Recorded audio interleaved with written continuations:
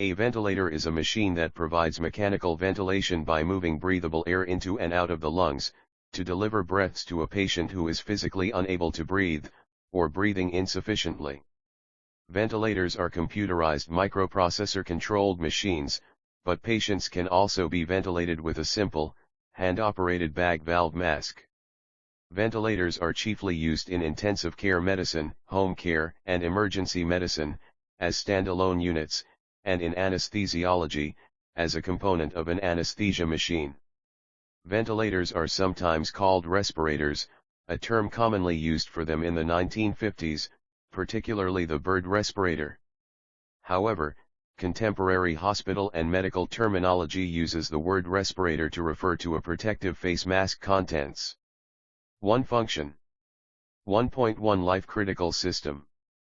2. History. 2.1 Microprocessor ventilators. 3. Open-source ventilators. 4. COVID-19 pandemic. 4.1 United States. 5. See also. 6. References. Function. In its simplest form, a modern positive pressure ventilator consists of a compressible air reservoir or turbine, air and oxygen supplies, a set of valves and tubes, and a disposable or reusable patient circuit. The air reservoir is pneumatically compressed several times a minute to deliver room air, or in most cases, an air/oxygen mixture to the patient. If a turbine is used, the turbine pushes air through the ventilator, with a flow valve adjusting pressure to meet patient-specific parameters. When overpressure is released, the patient will exhale passively due to the lungs' elasticity, the exhaled air being released usually through a one-way valve within the patient circuit called the patient manifold. Ventilators may also be equipped with monitoring and alarm systems for patient-related parameters, e.g., pressure, volume, and flow, and ventilator function, e.g., air leakage, power failure, mechanical failure, backup batteries, oxygen tanks, and remote control. The pneumatic system is nowadays often replaced by a computer-controlled turbo pump. Modern ventilators are electronically controlled by a small embedded system to allow exact adaptation of pressure and flow characteristics to an individual patient's needs. Fine-tuned ventilator settings also serve to make ventilation more tolerable and comfortable for the patient. In Canada and the United States, respiratory therapists are responsible for tuning these settings, while biomedical technologists are responsible for the maintenance. In the United Kingdom and Europe, the management of the patient's interaction with the ventilator is done by critical care nurses. The patient circuit usually consists of a set of 3 durable, yet lightweight plastic tubes, separated by function, e.g. inhaled air, patient pressure, exhaled air. Determined by the type of ventilation needed, the patient end of the circuit may be either non-invasive or invasive. Non-invasive methods, such as continuous positive airway pressure, CPAP, and non-invasive ventilation, which are adequate for patients who require a ventilator only while sleeping and resting, mainly employ a nasal mask. Invasive methods require intubation, which for long-term ventilator dependence will normally be a tracheotomy cannula, as this is much more comfortable and practical for long-term care than is larynx or nasal. Life-critical system. Because failure may result in death, mechanical ventilation systems are classified as life-critical systems, and precautions must be taken to ensure that they are highly reliable, including their power supply. Ventilatory failure is the inability to sustain a sufficient rate of CO2 elimination to maintain a stable pH without mechanical assistance, muscle fatigue, or intolerable dyspnea. Mechanical ventilators are therefore carefully designed so that no single point of failure can endanger the patient. They may have manual backup mechanisms to enable hand-driven respiration in the absence of power, such as the mechanical ventilator integrated into an anesthetic machine. They may also have safety valves, which open to atmosphere in the absence of power to act as an anti-suffocation valve for spontaneous breathing of the patient. Some systems are also equipped with compressed gas tanks, air compressors, or backup batteries to provide ventilation in case of power failure or defective gas supplies, and methods to operate or call for help if their mechanisms or software fail. History. The history of mechanical ventilation begins with various versions of what was eventually called the iron lung, a form of non-invasive negative pressure ventilator widely used during the polio epidemics of the 20th century. After the introduction of the Drinker respirator in 1928, improvements introduced by John Haven Emerson in 1931 and the Bothe respirator in 1937. Other forms of non-invasive ventilators, also used widely for polio patients, include biphasic cuirass ventilation, the rocking bed, and rather primitive positive pressure machines for. In 1949, John Haven Emerson developed a mechanical assister for anesthesia with the cooperation of the anesthesia department at Harvard University.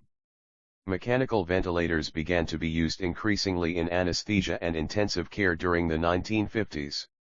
Their development was stimulated both by the need to treat polio patients and the increasing use of muscle relaxants during anesthesia. Relaxant drugs paralyze the patient and improve operating conditions for the surgeon but also paralyze the respiratory muscles. A machine with hoses and gauges on a wheeled cart. An East Radcliffe respirator model from the mid-20th century.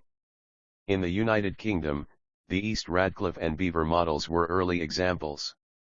The former used a Sturmey Archer bicycle hub gear to provide a range of speeds, and the latter an automotive windscreen wiper motor to drive the bellows used to inflate the lungs. 5 electric motors were, however, a problem in the operating theaters of that time, as their use caused an explosion hazard in the presence of flammable anesthetics such as ether and cyclopropane.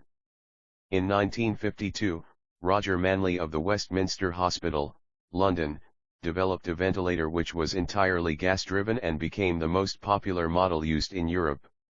It was an elegant design, and became a great favorite with European anesthetists for 4 decades, prior to the introduction of models controlled by electronics. It was independent of electrical power and caused no explosion hazard. The original Mark I unit was developed to become the Manley Mark II in collaboration with the Blees Company, which manufactured many thousands of these units. Its principle of operation was very simple. An incoming gas flow was used to lift a weighted bellows unit, which fell intermittently under gravity, forcing breathing gases into the patient's lungs. The inflation pressure could be varied by sliding the movable weight on top of the bellows. The volume of gas delivered was adjustable using a curved slider, which restricted bellows excursion. Residual pressure after the completion of expiration was also configurable, using a small weighted arm visible to the lower right of the front panel. This was a robust unit and its availability encouraged the introduction of positive pressure ventilation techniques into mainstream European anesthetic practice. The 1955 release of Forrest Bird's Bird Universal Medical Respirator in the United States changed the way mechanical ventilation was performed, with the small green box becoming a familiar piece of medical equipment. 6 The unit was sold as the Bird Mark VII respirator and informally called the Bird. It was a pneumatic device and therefore required no electrical power source to operate. In 1965, the Army Emergency Respirator was developed in collaboration with the Harry Diamond Laboratories, now part of the U.S. Army Research Laboratory, and Walter Reed Army Institute of Research. Its design incorporated the principle of fluid amplification in order to govern pneumatic functions. Fluid amplification allowed the respirator to be manufactured entirely without moving parts, yet capable of complex resuscitative functions. 7 Elimination of moving parts increased performance, reliability and minimized maintenance. 8 The mask is composed of a poly-methyl methacrylate, commercially known as Lucite, block, about the size of a pack of cards, with machined channels and a cemented or screwed-in cover plate. 9 The reduction of moving parts cut manufacturing costs and increased durability. 8. The bistable fluid amplifier design allowed the respirator to function as both a respiratory assister and controller. It could functionally transition between assister and controller automatically, based on the patient's needs. 9. 8 The dynamic pressure and turbulent jet flow of gas from inhalation to exhalation allowed the respirator to synchronize with the breathing of the patient. 10. Intensive care environments around the world revolutionized in 1971 by the introduction of the first Servo 900 ventilator, LM Ashanandar, constructed by Bjar and Johnson. It was a small, silent, and effective electronic ventilator, with the famous servo feedback system controlling what had been set and regulating delivery. For the first time, the machine could deliver the set volume in volume control ventilation. Ventilators used under increased pressure, hyperbaric, require special precautions, and few ventilators can operate under these conditions. 11 In 1979, Secrist Industries introduced their Model 500A ventilator, which was specifically designed for use with hyperbaric chambers. 12. Microprocessor ventilators. Microprocessor control led to the third generation of intensive care unit, ICU, ventilators, starting with the DRAGER EV-A13 in 1982 in Germany, which allowed monitoring the patient's breathing curve on an LCD monitor. 1 year later followed Puritan Bennett 7200 and Bayer 1000, Servo 300, and Hamilton Violar over the next decade. Microprocessors enable customized gas delivery and monitoring, and mechanisms for gas delivery that are much more responsive to patient needs than previous generations of mechanical ventilators. Open source ventilators. Main article, Open source ventilator. An open source ventilator is a disaster situation ventilator made using a freely licensed design, and ideally, freely available components and parts. Designs, components, and parts may be anywhere from completely reverse engineered to completely new creations. Components may be adaptations of various inexpensive existing products, and special hard-to-find and/or expensive parts may be 3D printed instead of sourced. 1516. During the 2019-2020 COVID-19 pandemic, various kinds of ventilators have been considered.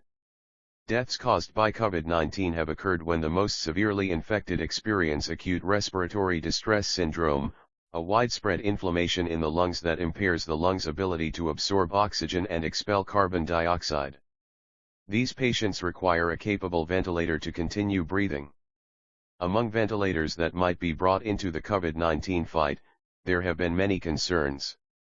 These include current availability. 1718 The challenge of making more and lower cost ventilators. 19 Effectiveness. 20 Functional design, safety. 21-22 Portability. 23 Suitability for infants. 24 Assignment to treat other illnesses. 25 And operator training. 26 Deploying the best possible mix of ventilators can save the most lives. Although not formally open-sourced, the Ventec V and Pro ventilator was developed in April 2020 as a shared effort between Ventec Life Systems and General Motors, to provide a rapid supply of 30,000 ventilators capable of treating COVID-19 patients. 27-28. A major worldwide design effort began during the 2019 to 2020 coronavirus pandemic after a Hackaday project was started. 29 Non-primary source needed in order to respond to expected ventilator shortages causing higher mortality rate among severe patients. On March 20, 2020, the Irish Health Service 30 began reviewing designs. 31A prototype is being designed and tested in Colombia. 32. The Polish company Urbicum reports successful testing 33 of a 3D printed open-source prototype device called Ventilade. The makers describe it as a last resort device when professional equipment is missing. The design is publicly available. 34 The first Ventilade prototype requires compressed air to run. On March 21, 2020 the New England Complex Systems Institute, NICSI, began maintaining a strategic list of open-source designs being worked on. 35-36 The NICSI project considers manufacturing capability, medical safety, and need for treating patients in various conditions, speed dealing with legal and political issues, logistics, and supply. 37 NICSI is staffed with scientists from Harvard and MIT and others who have an understanding of pandemics, medicine, systems, risk, and data collection. 37. The University of Minnesota Bakken Medical Device Center initiated a collaboration with various companies to bring a ventilator alternative to the market that works as a one-armed robot and replaces the need for manual ventilation in emergency situations. The Coventor device was developed in a very short time and approved on April 15, 2020 by the FDA, only 30 days after conception. The mechanical ventilator is designed for use by trained medical professionals in intensive care units and easy to operate. It has a compact design and is relatively inexpensive to manufacture and distribute. The cost is only about 4% of a normal ventilator. In addition, this device does not require pressurized oxygen or air supply, as is normally the case. A first series is manufactured by Boston Scientific. The plans are to be freely available online to the general public without royalties.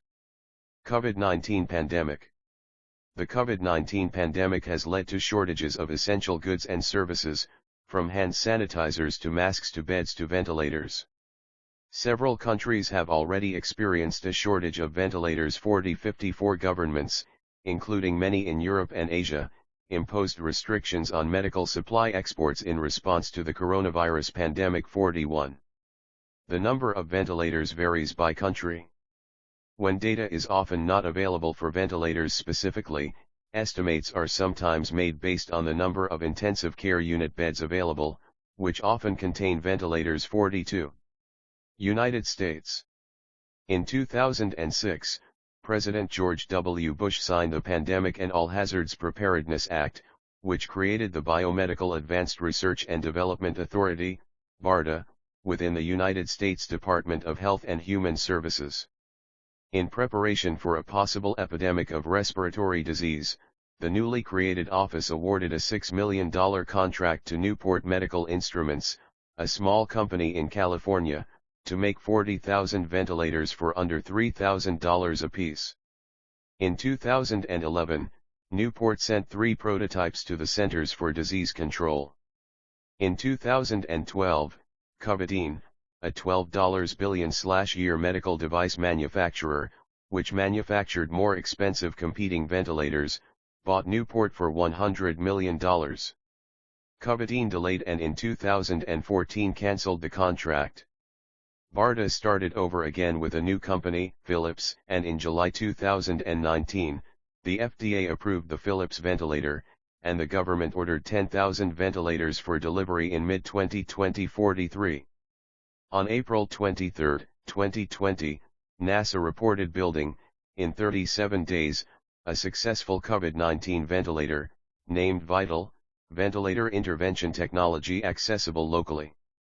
On April 30, NASA reported receiving fast-track approval for emergency use by the United States Food and Drug Administration for the new ventilator 444546. On May 29, NASA reported that 8 manufacturers were selected to manufacture the new ventilator. 47. NASA Vital Ventilator. Engineering Team. Front view. Side view. Stacks of ventilator prototypes.